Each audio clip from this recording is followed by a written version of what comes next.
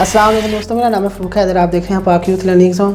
तो आपको वीडियो के थंबनेल में पता चल गया होगा कि कौन सा टॉपिक डिस्कस होने जा रहा है। वीडियो में इंशाल्लाह आपको सारा कंसेप्ट मिल जाएगा और वीडियो के एंड में सारा study material in the form of pictures मैं अटैच कर दूंगा और मेरी कोशिश होगी कि PDF बनाकर वो मैं अपलोड करके उनके लिंक्स भी मैं डिस्क्रिप्शन में मैं डाल दूँगा।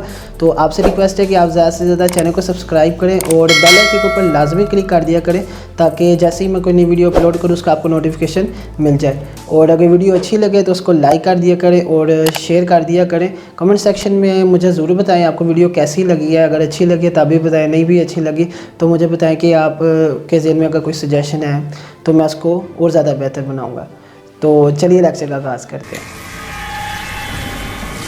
तो ये हमारा लेक्चर नंबर 4 है हीट एंड थर्मोडायनामिक्स का। तो आज हम डिस्कस करने जा रहे हैं कि सिस्टम क्या होता है।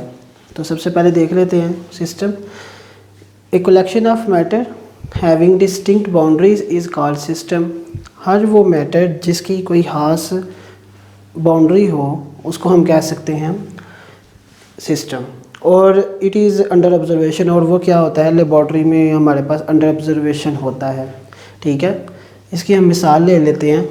फॉर एग्ज़ाम्पल हमारे पास एक गैस हमने इनक्लोज़ की हुई है एक कंटेनर में जिसके अंदर एक मूवेबल पिस्टन भी है। अब ये जो गैस है ना, इसमें ये हमारे पास अंडर ऑब्जर्वेशन है और इस गैस की बाउंड्रीज़ क्या हैं, जो ये वॉल्स की बाउंड्रीज़ है। ठीक है, तो ये हमारे पास क्या है सिस्टम। इस गैस की बात कर रहा हूँ, ये जो गैस है इसके अंदर। सेकंड चीज़ आ जाती है हमारे पास सराउंडिंग। सराउंडिंग क्या होती है? Everything external to the system having direct impact on the behaviour of the system. हर वो चीज़ जो कि सिस्टम के इर्द गिर्द है और उसके ऊपर सिस्टम के ऊपर उसका डायरेक्ट असर होता है। ठीक है, फॉर एग्ज़ाम्पल ये जो बाउंड्रीज़ हैं वॉल्स हैं कंटेनर की और ये पिस्टन की है। अब ये इन सब का डायरेक्ट इम्पैक्ट है हमारे सिस्टम के ऊपर, जो कि क्या थी, गैस थी। तो ये हमारे पास इसकी सराउंडिंग है। ठीक है, अच्छा नेक्स्ट आ जाता है हमारे पास ओपन सिस्टम। ओपन सिस्टम क्या होता है? ओपन सिस्टम वो होता है the system for which there is transfer of mass across the boundaries. ऐसा सिस्टम जिसमें से जो उसका मैटर है या मैस है वो क्या कर जाए, ट्रांसफ़र कर जाए। यानी मैं ये एग्जांपल लेता हूँ। तो इसमें हमारे पास कंटेनर ऐसा हो कि हमारी जो ऊपर पिस्टन है ना, ये ऊपर से ओपन हो, तो ये क्या होगा, इसमें से गैस बाहर निकल आएगी। तो ये सिस्टम की मिसाल क्या ले, ये क्या हमारे पास ओपन सिस्टम है। सेकंड में हमारे पास है close system. The system for which there is no transfer of matter across the boundaries. तो पहले वाली कर लेते हैं कि जब इसको हम जब क्लोज़ कर देंगे, बंद कर देंगे, तो इसका मैस या मैटर है जो गैस मॉलिक्यूल्स है वो बाहर नहीं जा पाएंगे। तो ये क्या हो जाएगा, हमारे पास क्लोज सिस्टम हो जाएगा। अच्छा, अब लास्ट वाला हमारे पास आ जाता है आइसोलेटेड सिस्टम। ये आइसोलेटेड सिस्टम ज़रा इन दोनों से ज़रा मुख्तलिफ है।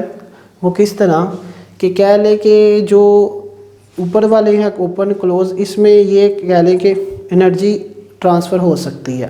यानी कह लें कि ये जो वॉल्स है ना, ये कंडक्टिंग हो अगर, ठीक है, तो उसमें एनर्जी की ट्रांसफ़र हो सकती है।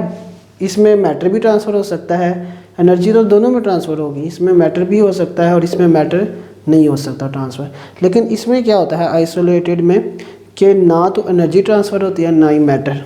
The system for which there is no transfer of mass and energy across the boundaries. तो इसकी हम एग्जांपल देख लेते हैं कि ये हमारे पास फ़र्ज़ करें ऐसा ही कंटेनर हो जिसकी वॉल्स क्या हों, उन दोनों के केसेस में हमारे पास थी कंडक्टिंग। इसमें हमारे पास वही ऐसी वॉल हो, आइसोलेटेड वॉल हो जो कि हीट को ट्रांसफ़र ना होने दे। ठीक है, ये हमारे पास आ जाएगा आइसोलेटेड सिस्टम। इसकी आप एग्जांपल ले लें, जिस तरह थर्मास होता है। ठीक है, तो थर्मास में भी इसी तरह किया होता है कि ये उसकी इंटरनल, जिसमें हमारा इंटरनल कंटेनर होता है जिसमें हमारा वो कोई भी लिक्विड हम जब भरते हैं, और ये आउटर बाउंड्री होती है, उसके दरमियान उन्होंने इस तरह का सीन किया होता है कि ना तो हीट कंडक्ट नहीं कर पाती और हीट कंडक्ट नहीं कर पाती, वो फिर इसके अंदर ही स्टोरेज रहती है, और वो इसलिए थर्मास के अंदर पड़ी हुई चीज़ काफ़ी देर तक गर्म रहती है। तो उम्मीद करता हूँ आपको समझ लगी होगी। तो मिलते हैं नेक्स्ट लेक्चर में, तब तक के लिए अल्लाह हाफिज़।